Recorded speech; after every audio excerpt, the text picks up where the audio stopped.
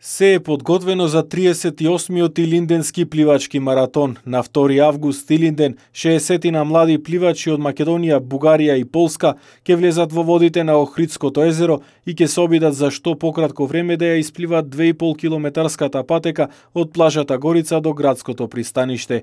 Годинава честа на Охридското пливање ќе ја бранат само 6 охридски пливачи. Во однос на безбедноста ќе има 3 лекарски екипи. Комплетниот дел на безбедност го презема Црвен крст од Охрид. На маратонот за прв пат ќе учествуваат и тројца млади пливачи од Сдруженијето на граѓани за лица со дисфункција, хендикеп, ретки болести и посебни потреби Дајте ни крилја, кои ќе бидат придружувани од дивните тренери.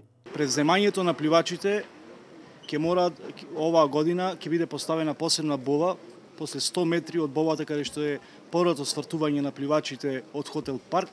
Значи кај што ќе треба да бидат поставени од тука да ги превземаат пливачите, затоа што да овозможиме на пливачите да можат слободно да пливаат, да не дојде до некои несакани од страна кајчарите влегување во патеката на пливање на самите пливачи. Пливачите ќе бидат поделени во две категории, од 10 до 15 години и од 16 години и постари. Стартот на маратонот во двете категории е закажан за 10 часот и 30 минути, односно 10 часот и 45 минути.